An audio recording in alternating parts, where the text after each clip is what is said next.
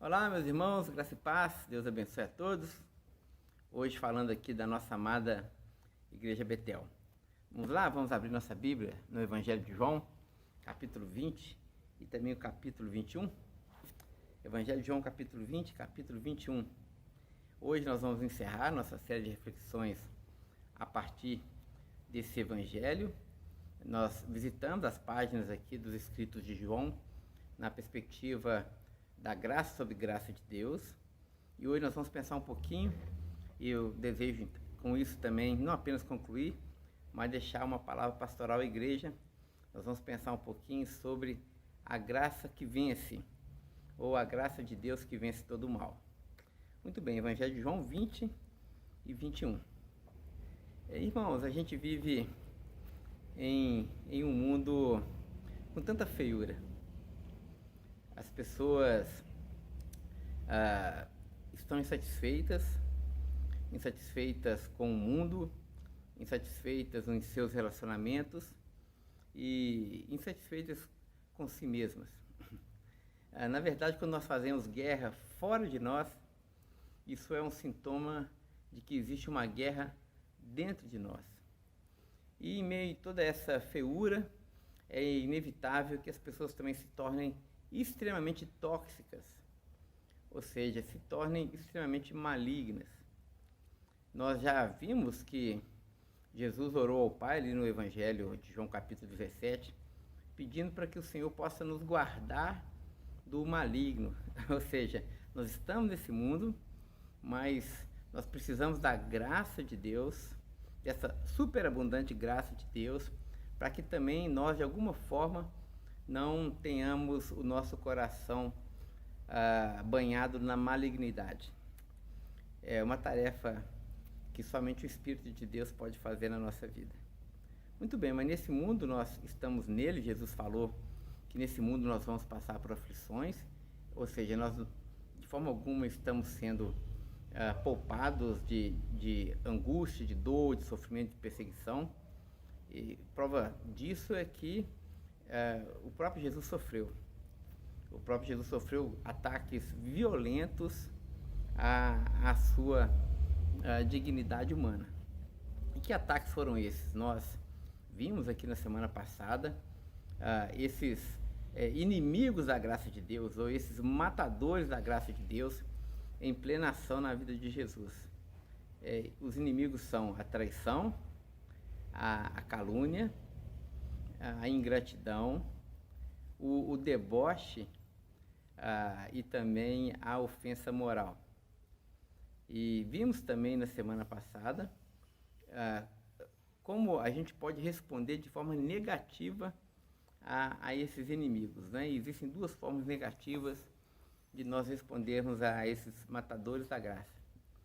A primeira forma é permitindo que esses inimigos triunfem sobre nós, ou seja, permitindo que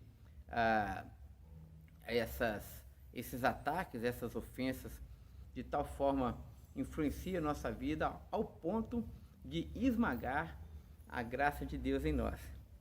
E sendo assim, a gente acaba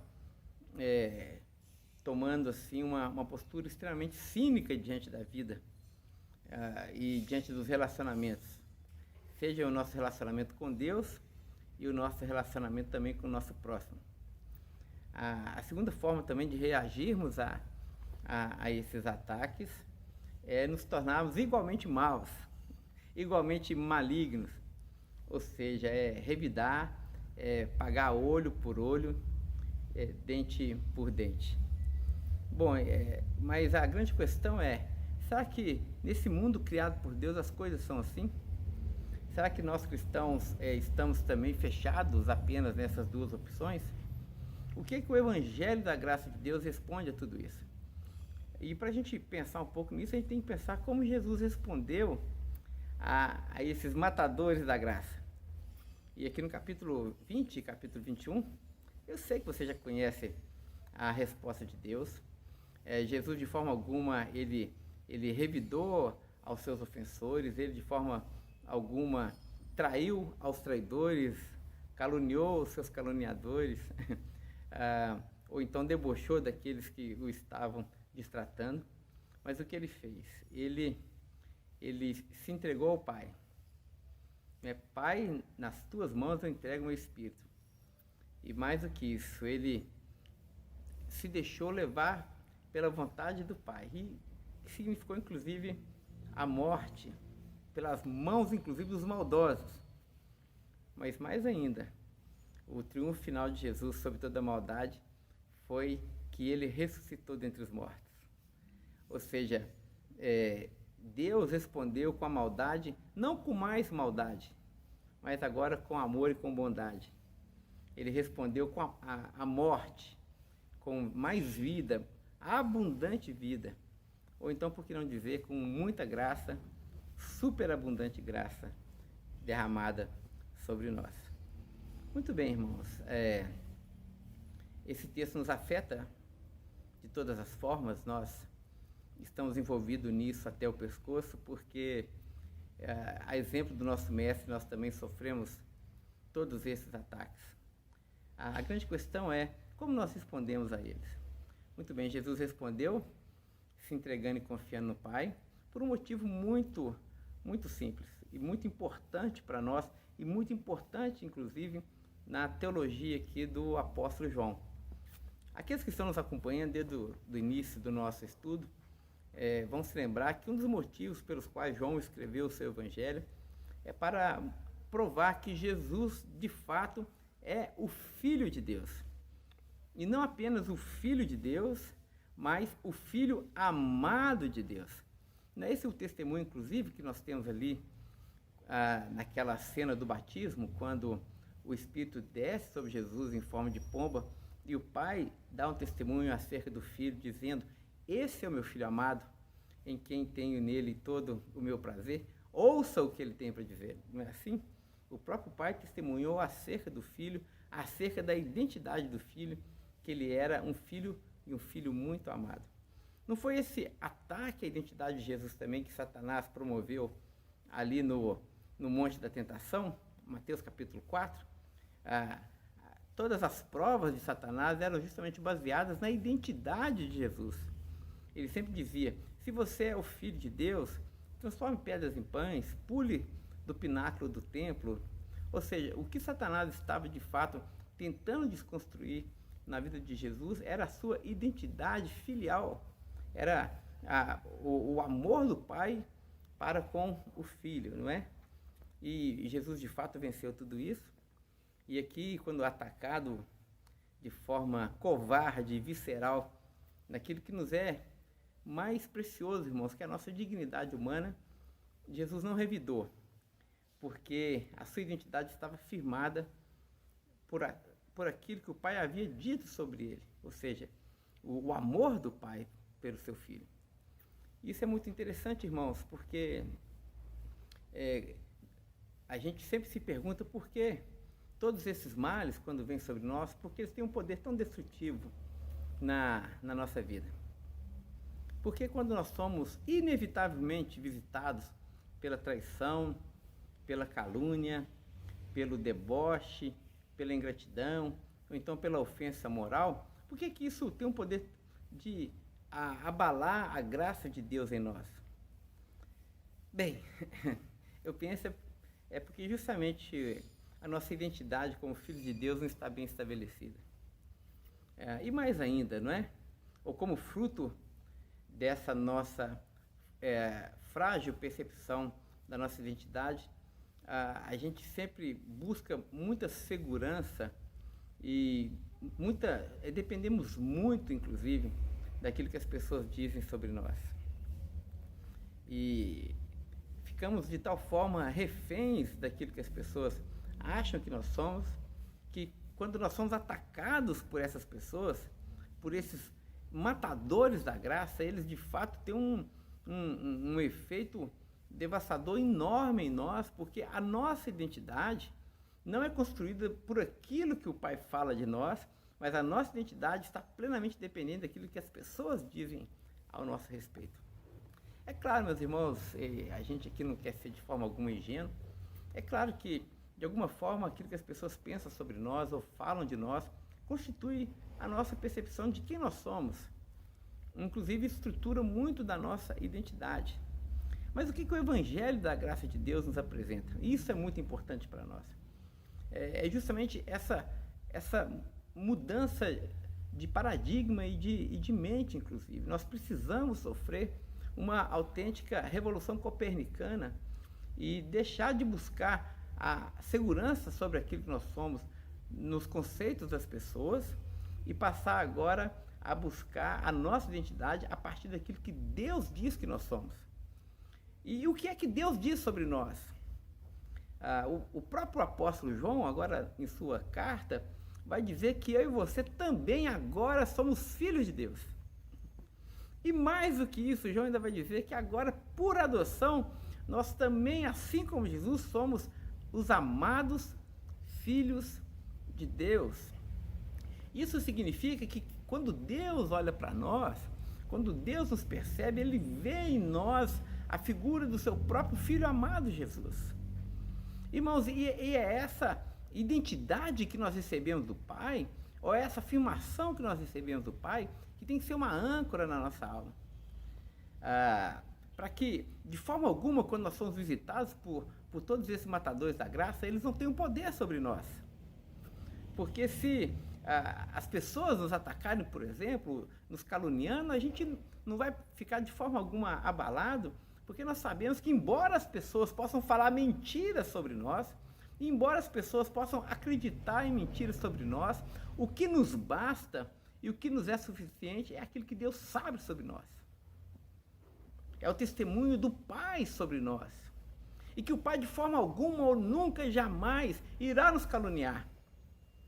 Mesmo que as pessoas se tornem extremamente infiéis conosco, mesmo que os nossos amigos nos abandonem, mesmo que nós sejamos traídos por aquelas pessoas mais próximas de nós, né, como diz lá o texto de Zacarias, né? Zacarias, a grande questão e a grande dor que nós sofremos é pelas feridas que nós recebemos na casa dos nossos amigos, não é assim? Mas mesmo que os nossos amigos nos abandonem e nos traiam, nós podemos descansar na fidelidade do nosso Deus. Ele jamais nos abandona. Ele jamais nos trai. Ele jamais irá debochar de nós.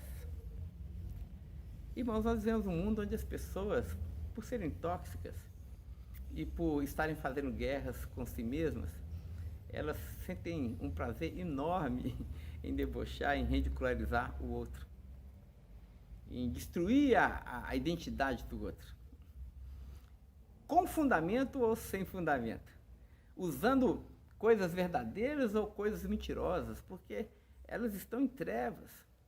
Mas agora nós não precisamos disso, porque nós agora temos a plena afirmação do Pai. O Pai jamais irá nos desprezar. O Pai jamais irá nos ridicularizar diante das pessoas, porque o Pai nos ama, o Pai nos aceita, mais ainda o Pai nos criou para o louvor da sua própria glória. Irmãos, o nosso destino, nós estamos destinados, inclusive, embora as pessoas possam rir de nós e possam nos ridicularizar e possam debochar de nós e lançar sobre nós ofensas morais das mais terríveis, nosso destino está seguro em Deus. E no último dia, quando chegarmos diante do Pai, nós seremos cobridos com essa glória e com essa honra recebidas do Pai. Seremos cobertos por essa luz graciosa de Deus que irá nos aceitar por meio de Jesus. E Ele é a verdade. E Ele tem a palavra final.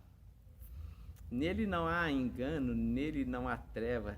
Aquilo que Deus diz sobre nós é fundamental. Eu quero lembrar aqui o nosso amigo Tim Keller, que ele vai dizer sobre a mansidão e a humildade cristã.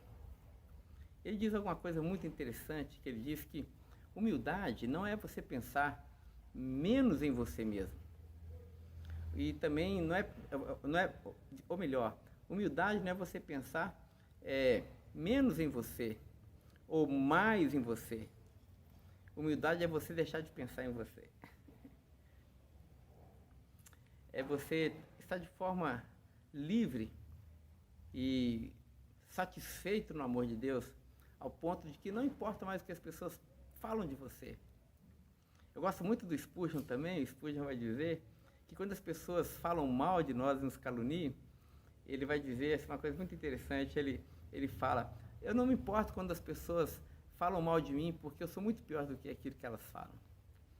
Eu sei que eu sou pecador. Não é isso que Paulo fala? Eu sou o mais miserável dos homens, o pior dos pecadores. Assim também nós devemos ser tomados por esse espírito de humildade e saber que nós somos aceitos por Deus. Nunca se esqueça disso. Não porque nós somos bons, não porque nós somos impecáveis, não porque nós somos melhores do que as pessoas, não. Nós somos aceitos por Deus por causa da sua graça. E essa graça nos obriga a nos inclinarmos diante de Deus humildemente e aceitarmos de forma humilde aquilo que Deus diz sobre nós e ficarmos espantados diante da sua generosidade. Muito bem, quando nós temos essa verdade cravada na nossa alma, âncora do nosso coração, nada desses ataques malignos irá nos abalar. Mas mais do que isso, nós também de forma alguma sentiremos necessidade de nos vingarmos. A gente vai ter um coração tão leve, ao ponto das pessoas fazerem conosco o que quiserem fazer, falarem o que quiserem falar, mas jamais os seus ataques terão poder sobre nós de nos transformar e nos fazer iguais a eles. É o que Jesus disse: se o seu inimigo tiver fome, dê a ele de comer. Não é porque você queria matá-lo, mas você está dando de comer porque é uma ordem, não. É porque de tal forma você está garantido diante de Deus e consciente da sua identidade diante de Deus, que a única resposta que você pode dar diante da maldade é responder com amor e com bondade. É isso que a palavra de Deus fala de mansidão. O manso é aquele que não entra em disputas de poder, que não precisa destruir o outro para se sentir alguém. Porque muitas vezes quando nós queremos destruir o outro e diminuir o outro é para que a gente se sinta alguma coisa, né? Mas o crente não, o crente já é. Como Paulo disse: eu sou o que sou pela graça de Deus. O crente é de tal forma aceito por Deus e tem consciência disso. E essa consciência e essa identidade o libertou de tal forma que agora ele pode ver as pessoas que o atacam e olhar para elas com real compaixão, com real amor e com real graça. Não responde com hipocrisia e com cinismo, mas responde com verdade e com graça. Muito bem. Como é que nós devemos viver? E agora, né, depois de lermos, estudarmos todo esse precioso Evangelho de João, como é que nós devemos viver nesse mundo, irmãos? Como nós devemos nos relacionar uns com os outros? Na prática, na nossa vida prática, o que a gente precisa levar dentro de nós como testemunho? Eu gostaria de fazer lembrança aqui do apóstolo Paulo, quando ele escreve aos Efésios, um texto que me falou muito essa semana. Paulo diz o seguinte: preste atenção, no mundo tão maligno, tão tóxico. Paulo nos chama a atenção aqui no capítulo 4, verso 30 e até o verso 32. Ele diz assim: não entristeçam o Espírito de Deus, no qual vocês já estão selados, ou seja, seguros para o dia da redenção. Toda amargura e ira e cólera e gritaria e blasfêmias e toda maldade seja tirado dentro de vós, ou entre vós. Ele vai dizer: agora, portanto, sede uns para com os outros. Como? Sejam benignos, misericordiosos, perdoando-vos uns aos outros, como também Deus já vos perdoou em Cristo Jesus. Quando a nossa identidade cristã é estabelecida em nós, quando ela amadurece dentro de nós, está aqui a resposta, está aqui o fruto que nós devemos dar. Meus irmãos, eu oro para que a Igreja Betel seja de fato esse lugar seguro, onde as pessoas possam nos visitar e não encontrar absolutamente nada tóxico entre nós.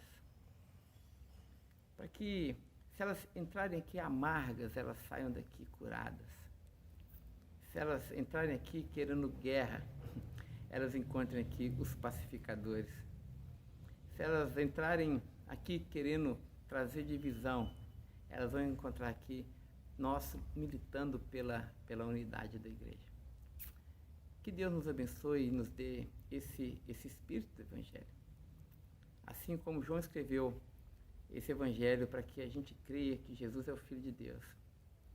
Que as pessoas também possam ler o Evangelho em nós e possam crer que também nós, verdadeiramente, somos filhos de Deus. Que Deus os abençoe. Um forte abraço. Fiquem todos na grande paz de Deus. Até o próximo domingo, se Deus assim nos permitir.